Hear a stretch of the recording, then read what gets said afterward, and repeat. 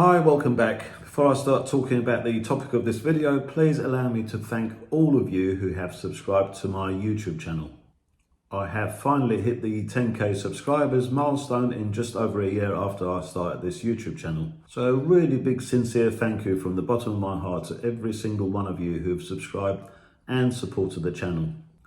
But now to the topic of this video. Just when I thought I was done with the Hertfordshire Police story after my last update, and I thought I could move on to another story, it seems there's more shocking news to share with you.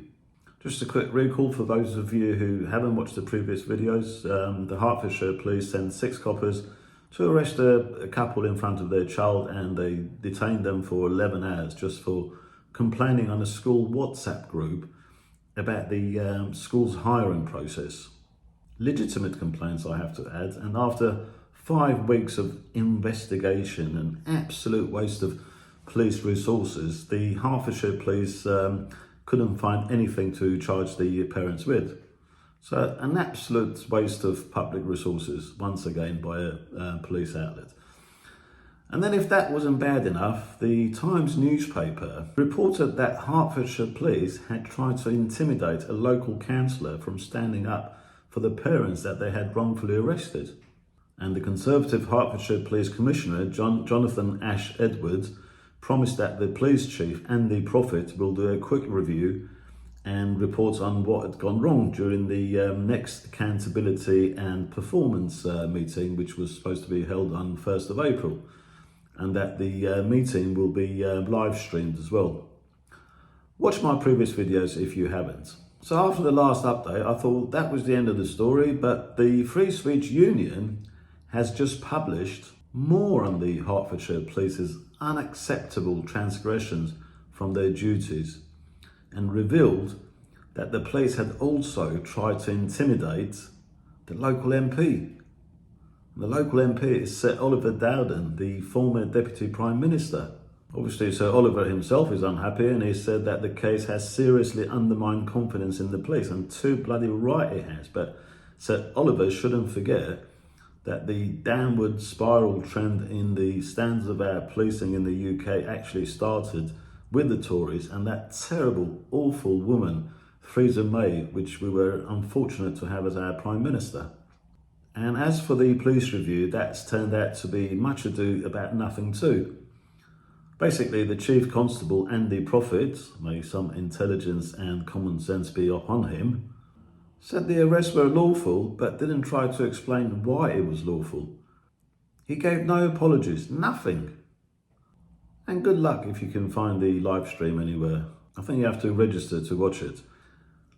But you can't even leave comments on what the police commissioner has, Jonathan Edwards, has posted on his social media accounts. He's just limited who can comment there. Only approved users can comment, apparently. So much for the transparency that he promised. Free Speech Union have actually done a survey which once again proves that police don't understand the law. It really seems we have a legislative part in the government which comes up with one legislation after another, and an executive branch, i.e. the police or the plod, who have no idea about their legislation because the senior management spends all your council tax money on teaching them about equality, equality, diversity and inclusion, and no training on existing laws about freedom of speech. This is very serious because you can't blame the ordinary police for their stupidity and lack of intelligence. The root cause is the senior management.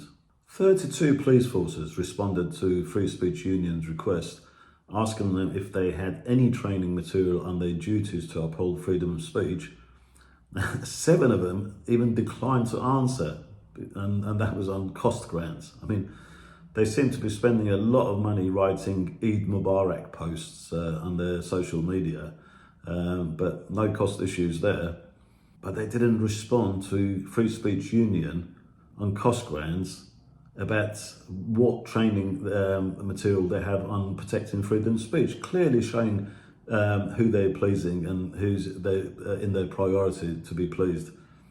And of the remaining 25 who responded, half claimed that they had no idea what freedom of speech legislations were. And 8 seem to have not understood the request or pretended not to understand and submitted irrelevant material. That was nothing to do with freedom of speech training. It was just some other material. An absolute shambles. What a shite police force. And one that suggests a major shake-up of the senior management in the police is well overdue if we want to have a normal, effective police force. A major shake-up that is unlikely to happen, unfortunately, with these crap politicians that we have. The only thing I can think of that would force a shake-up is if there's a massive boycott of paying the portion of the council tax that pays the police. And unless the silent majority wake up and the activist class stop working for the establishment, protesting about these crappy causes that they know nothing about and can do nothing for, it's not going to happen. I started with a happy note but finished with some doom and gloom. So let me say that despite the doom and gloom, things can always change at the blink of an eyelid. I've seen it before and hopefully we will see it again. Thanks for watching. Always keen to read your comments. All the best.